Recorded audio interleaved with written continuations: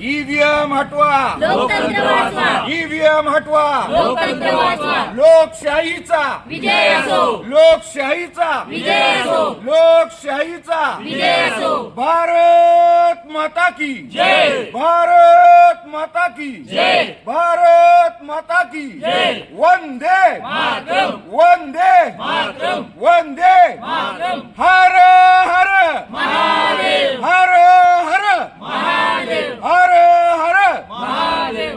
भारत लोकतंत्र वाचवा, ईव्हीएम हटवा, लोकतंत्र वाचवा। छत्रपती संभाजी महाराज की जय, छत्रपती शिवाजी महाराज की जय, जय जिजाऊ, जय शिवराय, जय जिजाऊ। जय शिवराय। काय शासनाकडे आपल्या मागण्या आहेत, का आपण उपोषण करतात? धर्मवीर छत्रपती संभाजीराजे शौर्य प्रतिष्ठान या सामाजिक संघटनेच्या माध्यमातून तांदळवाडी गाव, तालुका कळंब, जिल्हा धाराशिव येथे आमरण उपोषणाचा हा 4था दिवस आहे। आज आमची मागणी एवढीच आहे की बाबा ईव्हीएम मशीन बॅन करून आम्हाला निवडणूक आयोगाने मतपत्रिकेवर राहिलेल्या स्थानिक स्वराज्य संस्थेच्या निवडणुका घेतल्या पाहिजे।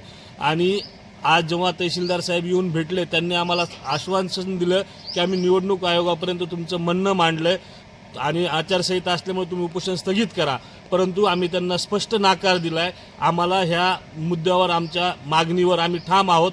आम्हाला जोपर्यंत या मागणीचा रिझल्ट येत नाही तोपर्यंत आम्ही मागणीवर हटणार नाही।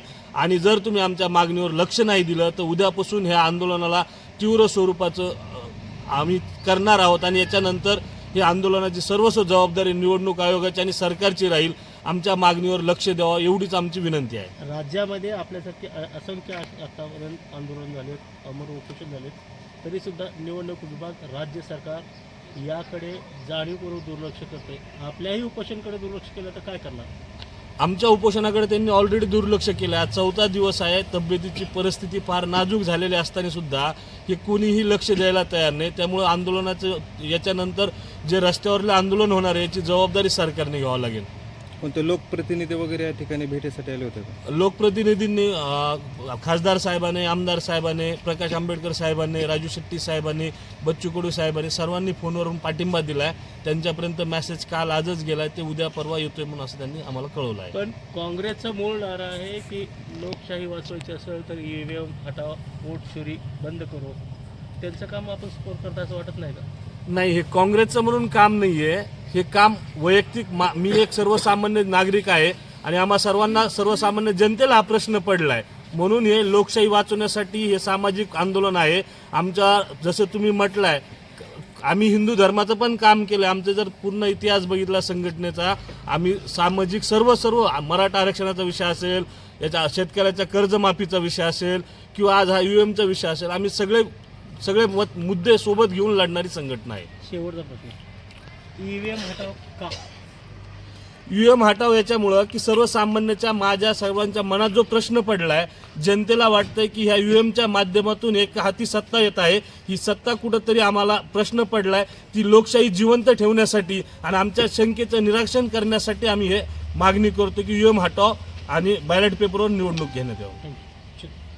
काय घ्यायचं तुम्हाला? संस्थापक अध्यक्ष माननीय बाळराजेदादा आवारे पाटील आमरण उपोषण करत आहेत, तरीसुद्धा निवडणूक आयोगाला त्या ठिकाणी जागा येत नाही।